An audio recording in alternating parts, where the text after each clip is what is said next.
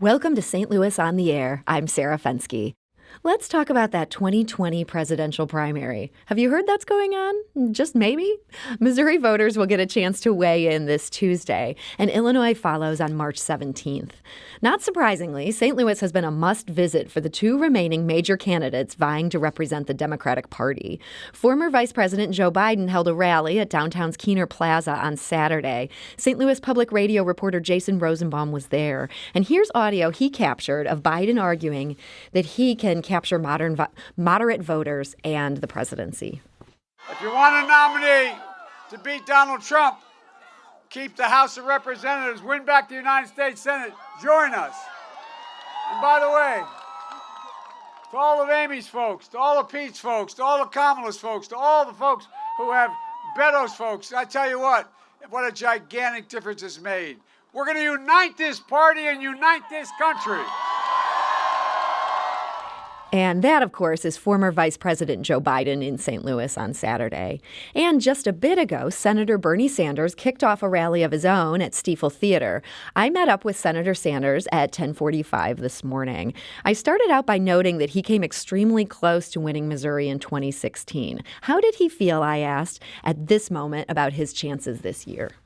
Well, we'll find out soon enough, but we think we got a real shot to win. And I think the reason for that is twofold. Number one, if Democrats want to defeat Donald Trump, we are the campaign to do that. We are the campaign that is bringing whole lots of young people and a lot of energy into the political process. We are the campaign that is talking about the issues that impact working families and everybody who believes in justice. So we have, I think, the excitement. And to beat Trump, we're going to need a very, very large voter turnout. I think the same old status quo type of politics is just not good enough to defeat Trump. So we're feeling pretty good. So many of your rival candidates have now thrown in behind your opponent, and there are people saying you can't unify the party. What would you say to that? I really disagree with that. Our agenda is the agenda that brings unity. All right, go around Missouri, go around Illinois. What you'll find is that people understand we have to raise the minimum wage to a living wage, $15 an hour. That brings people together, Republicans, Independents, Democrats. People understand that the current healthcare system is not only dysfunctional, it is cruel.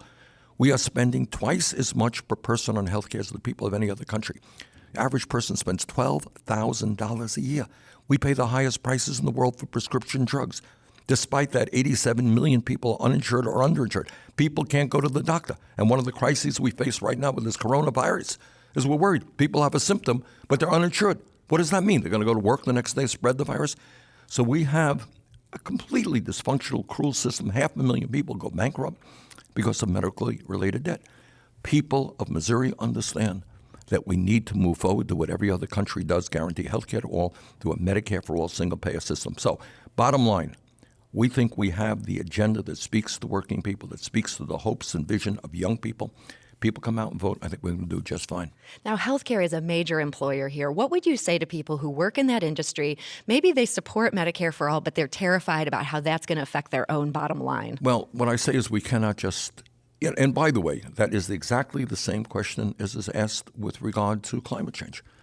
We are coal miners who are beautiful people working hard, people on our oil rigs who are working hard. So what we have done both in climate change and in healthcare is to say you are not our enemy. If you're sitting in an office today, you're a worker. You're looking at and Bernie Sanders has the strongest pro-worker voting record of anybody in Congress. So what we have built in both to climate change legislation and healthcare legislation is what we call a just transition, okay? And that is we are going to give you years and years, 5 years of income, of healthcare, of educational opportunity in order to once again get the jobs that you need, in both cases, climate change and in healthcare. But you cannot sustain an economy dependent upon fossil fuels. That is destroying the planet. And in terms of healthcare, we are wasting $500 billion a year on administration because we have thousands of separate plans. Last year, the healthcare industry made $100 billion in profits. That is not a rational healthcare system. We have got to provide healthcare to all people as a human right through a Medicare for all single-payer program. But to answer your question, it's a good question. We absolutely understand that there's going to be a transition, and we make it a just transition. We protect those people who might lose their jobs. You mentioned coronavirus. We've recently had our very first case here in St. Louis County. How would a Sanders presidency be handling this differently than President Trump? Well, actually, later on this afternoon in Detroit, we're going to do a roundtable with some leading experts on that issue. And I think the bottom line answer is that I believe in science. And a Sanders administration will bring together the best researchers, the best doctors, the most knowledgeable people in the world to help us combat what is obviously not just an American issue, but a global issue. We have a president who really, every day he says one absurd thing after another, which really makes a bad situation much worse. I don't think you have the serious researchers and the scientists and the scientific institutions in this country who trust this president. So, there are a number of things you have to do, but basically you have to listen to scientists and have the scientists lead the effort, not Mike Pence, who, when he dealt with the HIV virus in his own state, really did a terrible, terrible job. So that would be the overall answer. A lot of specifics, but that's the overall answer. So with the stock market in such trouble today, it's off to a terrible start, and coronavirus and all these things people are anxious about. Are you worried that people are going to turn conservative? They're going to be afraid of revolution when everything is so much in flux? This is what's happening now, all right?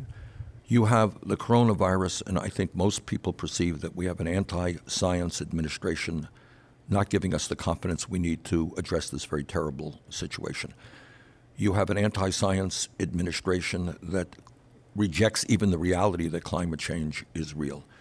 You have an administration and a president who, to be frank with you, does not believe in the Constitution of the United States, who's running a corrupt administration, who is a pathological liar. All of that is instability, all right? We come forward, our administration will be infinitely more stable. We believe in science. We believe in a government that represents working families, not just the 1%. We believe in international cooperation, not building walls all over the place, which is one of the impediments we're having now under Trump in dealing with climate change, dealing with the coronavirus. We have a global community that has to work together. So last question for you. Joe Biden was here this weekend, and he hit really hard the idea that he's the one lifelong Democrat in the race, sort of giving you trouble over your independent status in Congress. What would you say to St. Louis Democrats who might be worried about that? Well, I don't have the numbers in front of me, but last I heard, actually, there are more independents than there are Democrats or Republicans. So, last I heard, independents have a right to vote. I am a member of the Democratic leadership. Call up Chuck Schumer, will tell you I'm one of the 10 leaders of the Democratic Party in the Senate. Been a member of the Democratic caucus for the last 30 years. So, what our job is to bring this country together, and that means making sure that we get as many Democrats out to vote to defeat Trump, as many independents as we can, and I think there are some Republicans out there who are disgusted with Trump's behavior. I think we're the campaign to do that. That was Senator Bernie Sanders this morning at Stiefel Theater. His rally kicked off at 11 a.m. And we should note, we did also reach out to the Biden campaign seeking a one-on-one interview, but we got only a form response.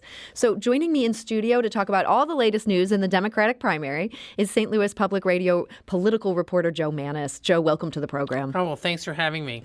So Senator Sanders at Stiefel Theater, Joe Biden at Keener Plaza, Jill Biden is back in town at the Cheshire Hotel tonight. Why so much attention to St. Louis? Well, because especially after what happened on Super Tuesday last week, you've got Missouri, Michigan, handful of other states. Then you've got Illinois and some others next week. Frankly, by next week, if not by tomorrow, the stage will be pretty set for who's going to probably be the nominee. In some ways, this is Bernie's last stand from the standpoint if he does not do well in Michigan and in Missouri, I think it will be difficult for him. And one thing I want to emphasize, two things. First, in the Democratic Party, the delegates are allocated proportionally.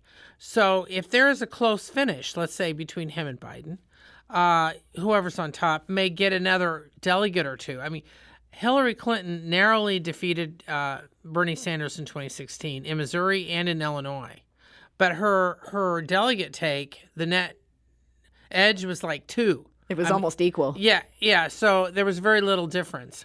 Republicans still have winner take all in many states. But so my point is that what Biden is trying to do at this point, because he had several strong states where he got he had blowouts, which then give him a lot of delegates.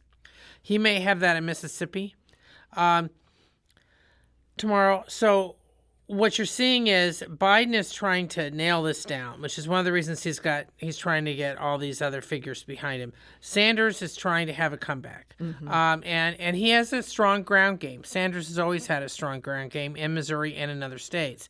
And the polls that you see in Missouri and Michigan that are showing a decent-sized edge for Biden, frankly, they don't mean much in presidential primaries because their turnouts are lower. So it's also who gets their people out. Well, Sanders has always prided himself on having more reliable voters. So the issue will be, will Biden's new coalition, so to speak, show up? I mean, what really got Biden back in the game were African American voters. Will they stick with him? Will they stick with him in large numbers? And will they show up tomorrow? I mean, in Missouri, the demographics of Democratic Party voters, are African American voters a large part of that? It's about a quarter. Okay. And it can be more, as I said, in a primary, because the whole thing is who shows up. And the higher the turnout, I think, the better it is for Biden. Because that means you've got voters who maybe don't always turn out, but they're showing up for him. Whereas for Sanders, if it's a lower turnout, it helps Sanders because Sanders people are more reliable and they're expected to show up no matter what. Do you think the Missouri race is Biden's to lose at this point, or do we just not know who has this in the hand yet? Well, we're not real sure. Now, one of the things that interests me, I talked to election officials just a couple of days ago, is that the overall turnout projections for Missouri have been lower than 2016. Well, 2016, we had hot contests in both parties.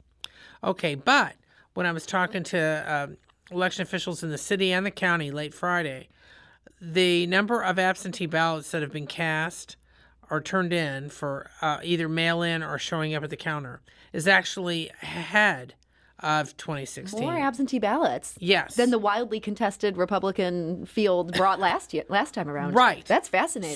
So here's the thing. Assuming that most of those are not Republicans because there's no big contest over there, Trump's going to get them, that would mean that most of those ballots are being cast by Democrats. And if that's the case, then at least in St. Louis and St. Louis County, you would actually end up not only with a higher turnout than 2016, but a higher Democratic turnout in 2016, which is important for the Democrats who are in pretty bad shape in Jeff City. So this is something they're going to be looking at, is if did they get higher turnout than expected in Kansas City? Does that mean their base is energized? Because in Missouri, most of the Democrats are congregated in the St. Louis area, Kansas City, and then that pocket in Columbia. So one of the things they won't know till they start actually opening up the absentee ballots on Tuesday, because they don't open them up until Tuesday morning. And that's when they'll know what party they're from. Okay. And if they're Democrats, that speaks well. That's an early signal, even as the polls open at 6 a.m. and people actually vote. So we don't know if there'll be lines tomorrow. That's the other thing. In St. Louis County, they have new voting machines. So that could slow things down. So that could slow things down. There's been some changes in some of the polling places. So that's going to be, it's all these things that kind of throw in a lot of variables. Yes. It'll be interesting to see what happens tomorrow. St. Louis Public Radio reporter Joe Mannies, thank you for joining us today. Well, thanks for asking me. This is St. Louis on the Air on St. Louis Public Radio, 90.7 KWMU.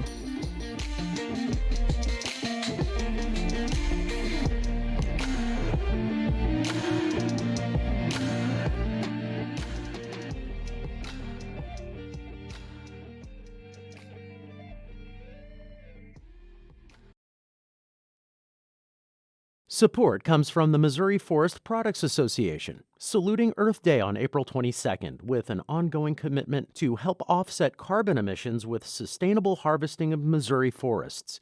Details at choosewood.com.